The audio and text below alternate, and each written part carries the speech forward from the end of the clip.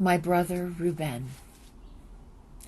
I cannot imagine that there aren't many people in this world who want to claim Rubén as a brother. But certainly for me, he was that. The dearest of friends, to whom I turned many times in my life for advice and support. He was the quintessential musician, and when we first met, I was fresh from undergraduate school and very inexperienced. I soaked him up like a sponge. It was my first full-fledged position out of college, principal cellist in the Syracuse Symphony of New York. It was one of the great gifts of my life that Rubén was the concertmaster. He was larger than life, full of energy, knowledge, and experience.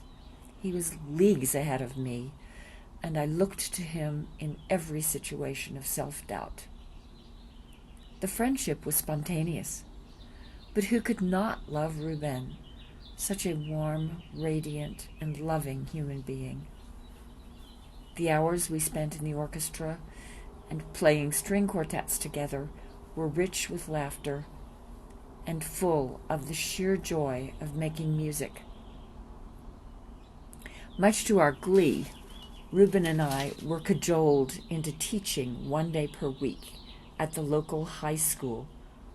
Rubén was responsible for the violinists, and I taught cello and, gulp, string bass, which was practically another planet for me.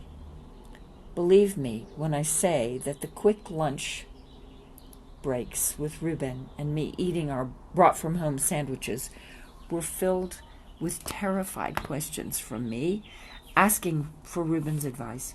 Anything to get me through the bass lessons. Oh goodness, that year was rich with memories. Hours diving into the mysteries of music, and hours discussing the meaning and direction of our young lives. From Syracuse, our paths diverged, and we never lived near each other again for the remainder of our 50-year friendship. But we were always connected somehow, and we followed each other's progress, supported each other in our losses, and never lost that special energy which said to me, "You are my brother." Rubén helped me to pick up the pieces after my first marriage fell apart. He was there when I lost friends to tragedy and when jobs unexpectedly disappeared. And I was there for him when he didn't quite know how to pick out the engagement ring for his soon-to-be wife. I well remember the early days of his tenure with the Chicago Symphony, his very first performance of Ein Heldenleben. We were on the telephone, long distance. He was apprehensive, to be sure, but I knew all too well his incredible mastery and ability to focus on the music, and of course it was the first of several wonderful Heldenlebens. We shared so much, and I always knew that no matter what, I could always trust Rubén to give me a steady hand up in this world. One of the most cherished experiences of my life was to be able to prepare and perform together with Rubén the Brahms Double Concerto with my orchestra in Bergen, Norway in 1992.